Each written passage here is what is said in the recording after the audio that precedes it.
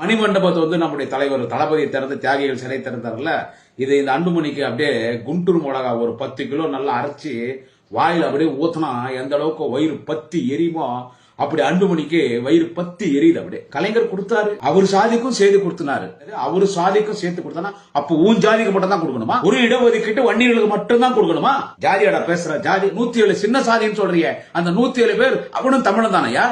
ஏன் அவனுக்கு கொடுக்க கூடாதா? அவங்க டாக்டர் ஆகக்கூடாதா? அவங்க இன்ஜினியர் ஆகக்கூடாதா? அவங்க வக்கீல் ஆகக்கூடாதா? அவங்க அரசாங்க வேலைக்கு போக கூடாதா? அவங்க மத்திய அரசு வேலைக்கு போக கூடாதா?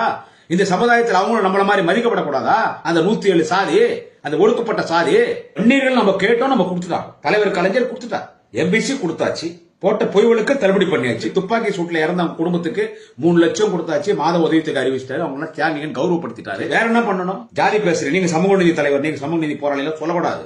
ஜாதி தலைவர் கூட உங்களுக்கு சொல்ல முடியாது. ஜாதியை அடமான வச்சு வன்னியர் அறக்கட்டளை சொல்லி அந்த வன்னியர் அறக்கட்டளை பூரா குடும்ப சொத்தா கேட்டீங்களா? இன்னும் பெரிய அன்புமணி ஜாதி மேல் அக்கறை மாதிரி பேச. திமுக ஆட்சிக்கு வந்த பிறகு கலைஞர் என்ற தலைவன் இந்த நாட்டிலே முதலமைச்சராக பொறுப்பேற்ற பிறகுதான் ஒடுக்கப்பட்ட சமுதாயம், தாழ்த்தப்பட்ட சமுதாயம், சிறுபான்மை மக்கள் வேலை வாய்ப்பிலும் கல்வியிலும் மேல்தட்டுக்கு வந்தாங்க, மேல இமயமலை உயரத்துக்கு வந்தாங்க. கலைஞர் என்ற அந்த தலைவன் இன்னைக்கு வாழும் கலைஞராக தலைவர் கலைஞர் இதயத்தை இரவலாகப்பட்டிருக்கிற தளபதி அந்த வேலையை செய்யறாரு. வயிறெறிஞ்சு சாவறீங்க அப்பனும் புள்ளியும். அன்புமணி, நமது வன்னிய சமூக மக்கள் கொர்ராடு மந்த இல்ல உன் பின்னால வர்றதுக்கு. இன்னும் கூட உன்னை நம்பி உன் கட்சிக்கார வேணா வரலாம், அதுவும் ரொம்ப நாள்லாம் வரமாட்டாங்க. இந்த 2026 தேர்தலோட உன்னுடைய பிராடுத்தனமான அரசியல் காலி.